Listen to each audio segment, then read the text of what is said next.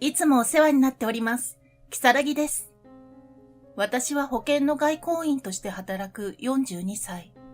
訳あって中学を卒業してすぐに働き始めた。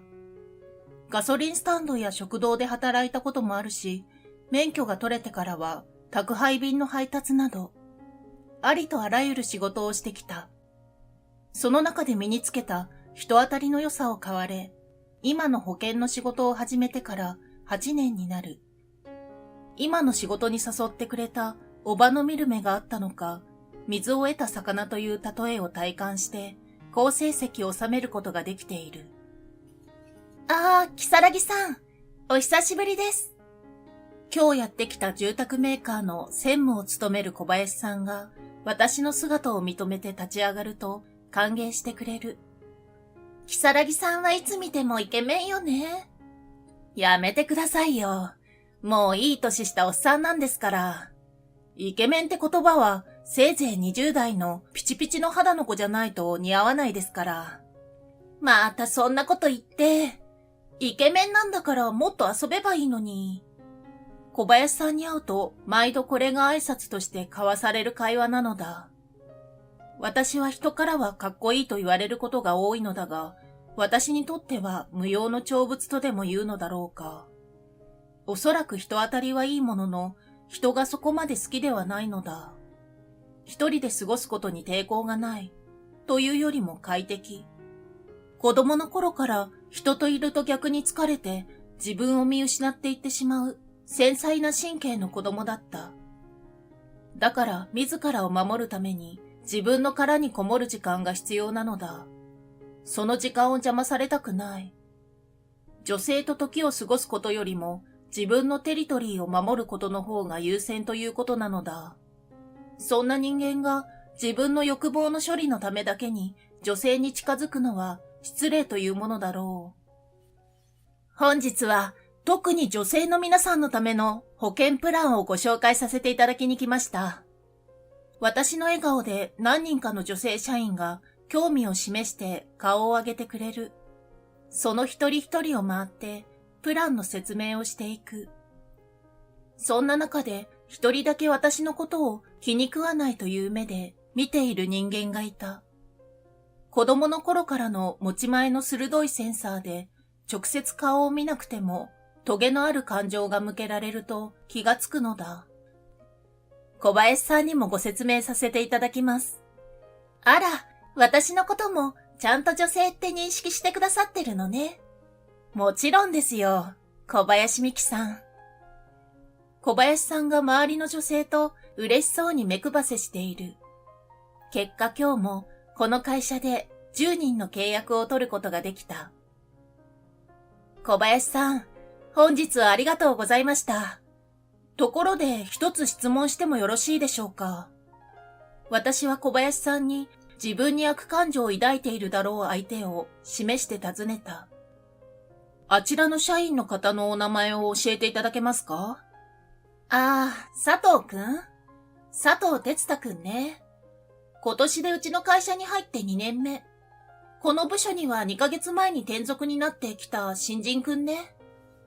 小林さんの説明によると、なかなかの熱血感で、中学高校と野球に明け暮れてきた青年で、その上かなり優秀らしく、有名国立大出身の期待のホープなのだという。あれで顔が良ければ、うちの女性社員がすぐに寄っていくんだろうけどね。木更木さんを前にした時みたいに。私なんて動物園の客寄せパンダですよ。見て楽しめればいいだけ。共に生きていくなら、彼のような真摯な人ですよ。私はまた来月お伺いさせていただきますと挨拶して小林さんに別れを告げた。休日といえば私のすることは決まっている。溜まっている洗濯物を片付けるためにコインランドリーに行き、1週間分の食料の買い出しをする。そして午後は買い溜めてある本を読んで過ごす。面白みも何もない毎回のルーティーン。だが、今日は1ヶ月に一度参加している集まりがある。そのために身なりを整え、会合の場に向かう。そこはここら辺で一番の中核となる病院だ。私はそこの小児病棟でボランティアをしているのだ。キサラギさんだ。今日も本読んでくれるの？私に声をかけてきた顔なじみの男の子。痩せ細った手足に点滴の管が下がっている。髪もすべて抜けて、毛糸の帽子をかぶっている。この前リクエストのあった絵本を持ってきてやったぞ。子供たちが集まるプレイルームの中で、私は読み聞かせを始めた。ここには小児がんをはじめとした重い病気の子供たちが長期にわたって入院している。子供たちは、たとえ死の可能性がある病気を抱えていようと、未来に向ける明るい目を持っている。明日何しよう。来週はどんな楽しいことがあるかな。1ヶ月後には病気が良くなっているかな。だから、未来のある話が好きなのだ。今日は新しいお家に引っ越してきた兄弟が草ぼうぼうだったお庭をきれいな花畑にしていく話だぞ。この話には兄弟の隣の家に住む車椅子に乗った少年が出てくる。家から出られずにどこにも行けないと嘆いていた少年が窓から見える景色が美しく変わっていくこと。そしてそれを作っているのが自分と同じくらいの年の子供であると気づき、次第に自分も参加したいと思うようになり、友達と希望を見出していくというストーリーなのだ。いいなぁ。僕もお庭作ってみたいなぁ。子供たちが口々に自分の作りたい庭について話し始める。噴水のある庭がいいなとか、果物がたくさんなる庭なら毎日食べられて楽しいよねとか、子供たちの想像力に限りはない。来月私が来る時までに全員が作りたい庭の絵を描いておいてくれると約束してくれた。これで私にもまた来月までの楽しみができたということだ。それは楽しみだな。キサラギさんはどんな庭がいいの？そうだな。ゆっくりお昼寝できるハンモックがある大きな木がある庭かな。子供たちが私の答えに笑い声を上げる。子供たちは私の趣味がお昼寝だということを知っているのだ。私は子供たちと1時間ばかりを共に過ごし、また来月来るからね、と別れを告げた。子供たちは病棟の入り口まで別れを惜しんで見送りしてくれる。キサラギさん、また来月来てね。絶対来るからな。手を振って別れた私に通りかかった一人の医師が声をかけてくれる。キサラギくん、元気そうだね。松島先生、ご無沙汰しております。僕とはご無沙汰ぐらいがちょうどいいんだよ。松島先生は私が子供の時にお世話になった先生なのだ。私は小学校6年生の時に小児がんを患ったのだ。白血病だった。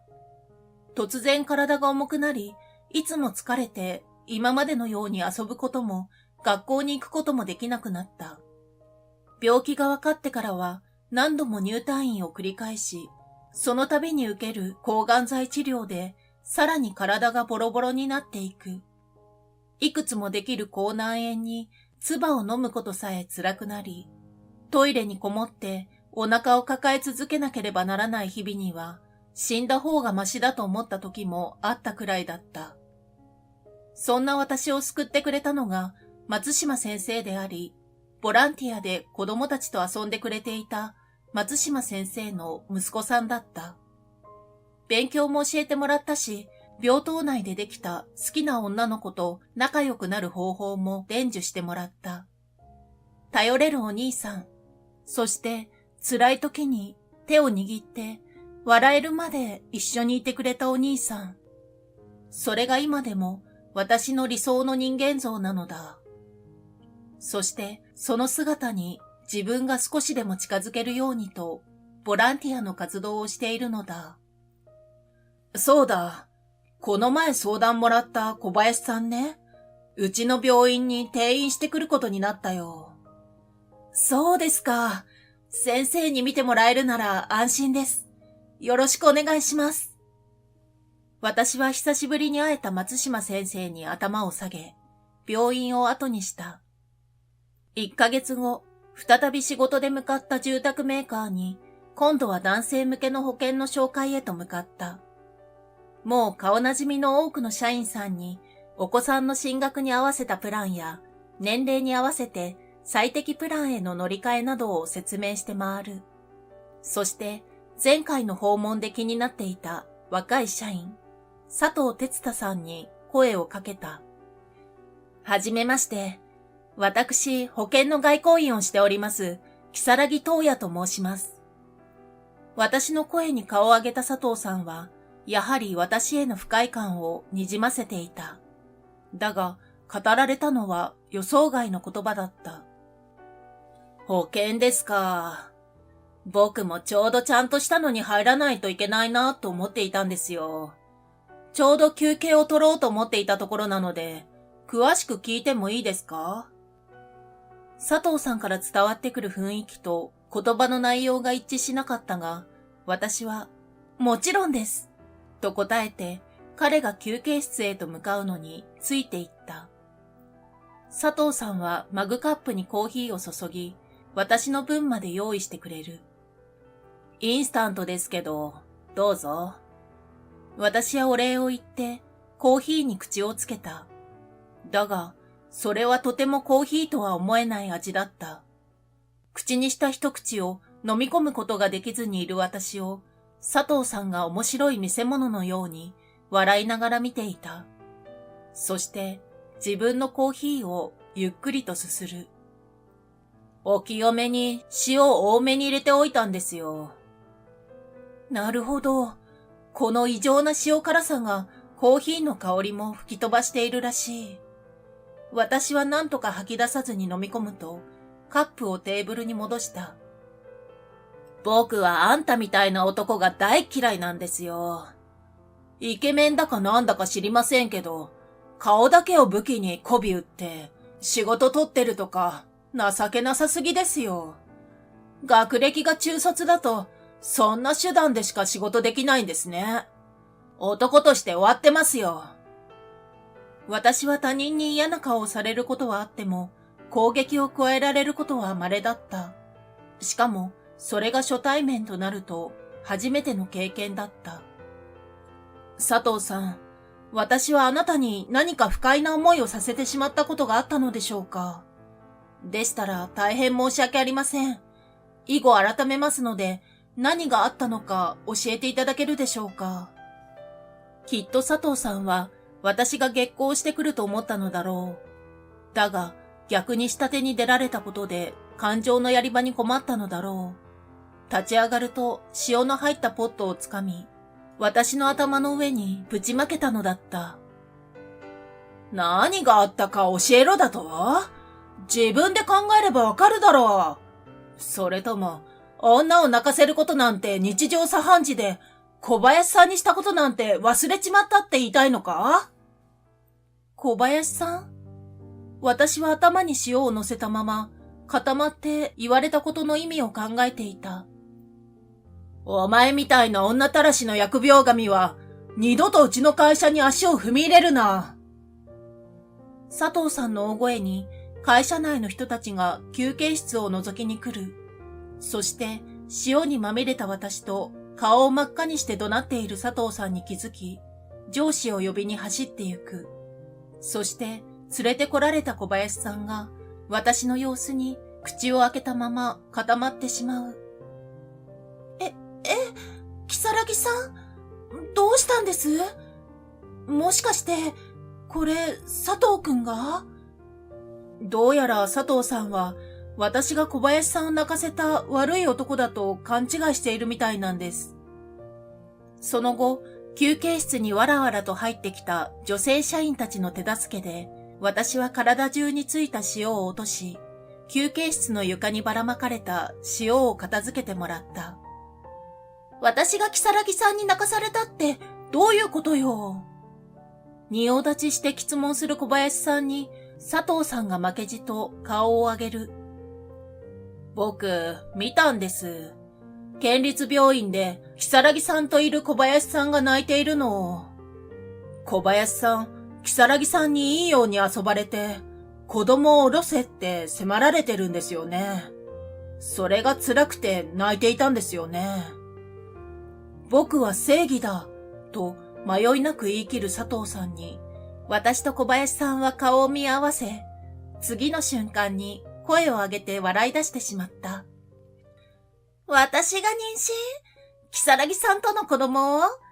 ちょっと妄想激しいって。